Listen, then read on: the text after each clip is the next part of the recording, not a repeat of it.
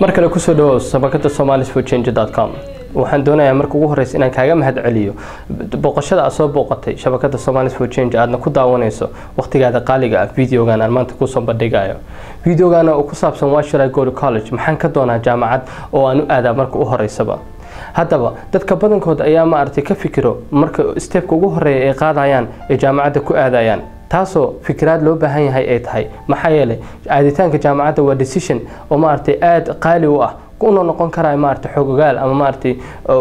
u sahli karaya familkaaga inay ma aragtay ka daba qaataan waxyaalaha aad hor u bilowday taasoo ah inay jaamacad aadaan haddaba videogan waxaan ku qaadaa dhigi doonaa maanta استبيا ير أو تهاي إنك كفكرته مركز أدونيس إنها جامعات بالعوضة استبيا ده ما أرتكو سهل كراي إنها مركز كفكرته مركز وجهرين ما أرتك طلبة وجهريسات وقاديسه وحبر شذا صارته استبيا ده سو كم إذا مركز وجهريسه financial security وكو سهل كرايو أما أمن دقالة وكو سهل كراي مركز كسو graduate كريس أما كسو بحث جامعات أمن جالس دقالة وما أرتك قفك وسهله ما أرتي وحياله بدن وما أرتي مركا إيادا وكجرا وسنسميسن كرينين وحكمدا سيدان لا سocno ان dadka ma artay wax bartay oo ma artay degree-yada ma artay holderka degree-yada haysto ayaa ma artay sida badan oo ma artay aan la socono ayaa waxay ka lacag badan yihiin ama shaqooyin ka fiican u haystaan dadka aan degree-ga haysanin taasoo ma artay mid la hubo ay tahay dhamaanteen aan ma artay isku waafaqi kareyno in ma artay qofka markuu degree wato oo qofka kale oo ma artay aan degree lahayn oo si ama dhaqaale ahaan ka hata ama si kale ha ahaatee uu ka sareeyo marka ugu horeyso improvementiga ma artay jobska uu ku sameyn karayo qofka college-ka markuu aado ayaa waxay tahay entry level-ka ama ma artay bilaabitaanka shaqooyinka badankood ayaa waxay u baahan yihiin ma artay inaad degree haysato taasoo ku sahli karaysa shaqooyin badan inaad bilowdo oo ma artay midna ka baxdo midna kale uga boodo adoo fiirinaya ma artay dhaqaalaha kugu jira meeshaas mid xigta ayaa waxay tahay qaadashada degree-ga oo ma artay college inaad ka soo qalin jabiso ayaa waxay ku sahli karaysaa inaad ma artay familkaada ballaariso oo aad ma artay waxyaalo badan oo aadan qabsan karin markaas aad u qabato taasoo ay kamid yihiin ma artay familkaaga inaad maadaama ay lacag kugu soo korodhay ee familka ku soo korodhay markaad ka soo qalin jabiso iskoolka inaad ma artay tuurar aad u qabato canugaaga oo gaar u ah oo aad awoodo inaad ma artay vacation u kaxayso canugaaga ama caruurtaada ama familkaada oo dhan aad vacation geyso ayay ma artay ku sahli karaysaa maadaama aad lacag ka badan aad sameynayso haddaba maxaa kaloo la isku raacay dadka badankood ma artay oo research-ka ka sameeya university dadka ka soo baxay ayaa waxay yihiin ardayda badankood jaamacadaha dhigto ayaa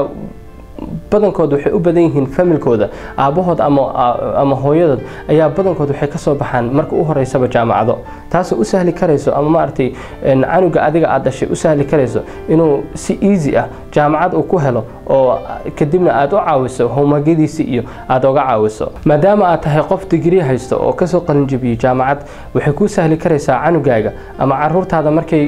high schoolka ama iskuulaadka ay aadayaan ama jaamacadda Allah ka dhigay inaad caawiso taasoo u sahli karaysa canugaaga inuu grade fiican uu ku helo caawinaad aad caawisay balse kuwaasi waxay ahaayeen qodobada ma artay ku sahli karayo markaad jaamacad soo dhamayso waxyaalaha ma artay aad ku qaban karayso degree-gaaga haddaba dad badan ayaa waxay ka fikiraan marka u horeysaba intaysan jaamacadda bilaabin waxay dhahaan aad baan u weynahay oo qof weyn baan noqono ma artay waan odayoobay ama qof weyn baan noqday inaan jaamacad bilaabana aad bay dhib igu tahay iyagoo ka cabsanaya ma artay ama ka xishoonaya inay canug yar oo 18 jir ama 19 jir ama ka yarba inay la fariistaan fasalkaasoo ma artay ay la qaadanayaan canugaas iyagoo ma artay ka fikirayo waxyaalaha ma artay ka imaan karayo iyo isfahan waaga canugaasi isaga ka imaan karayo balse ma aha qofka inuu ka fikiro waxyaalahaas marka u horeysaba maxaa yeelay poolal badan ay sameeyeen ma artay dadka oo ma artay u kuurgalo jaamacadaha iyo dadka dhigto ayaa waxay ku tilmaameen 47% inay yihiin dadka ma artay ka waaweyn traditionalka waqtiga ma artay loogu talagalay jaamacadina soo galo 18 iyo 19 ay ka badan yihiin 47% ay yihiin dad ka waaweyn da'daas taasoo ma artay adigana ku sahli karayso ma artay inaad jaamacadda aado waqti walba iyo da' walba oo ku jirtaba haddaba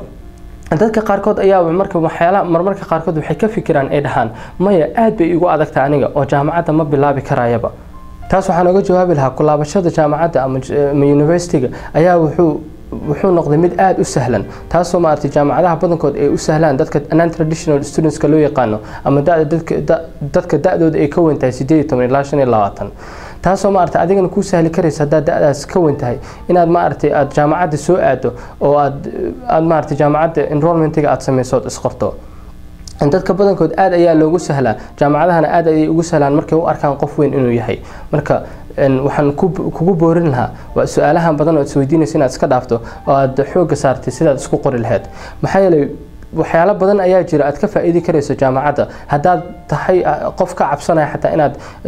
macallin hor istaagto ama aad hor fariisato ama fasalka aad la qaybsato arday aad kaaga yar waxaa jira jaamacadaha badankood inay maartay hadda bilaabeen inay wax online degree programs la yiraahdo oo online kaad ka qaadan karayso adigoo gurigaada joogo adigoo macwiistaada ama maartay garbasaartaada ama diracaaga qabo ayaad waxaad ka baran kartaa gurigaaga adigoo joogo jaamacadda wixii dhan oo lagu dhigayo dhan kuwaas oo loo yaqaan degree programs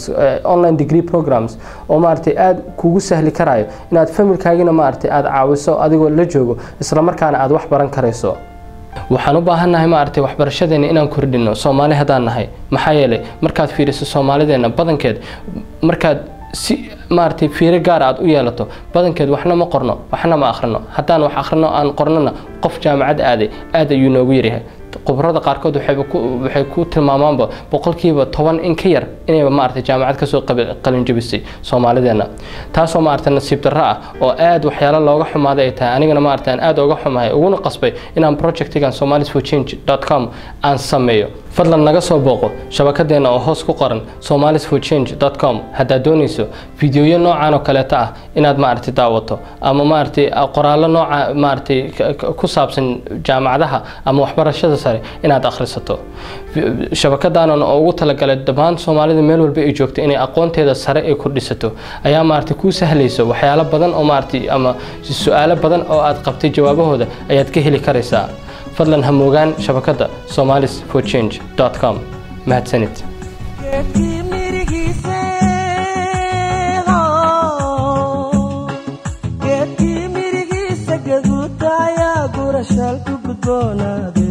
ano gabdha gees maraye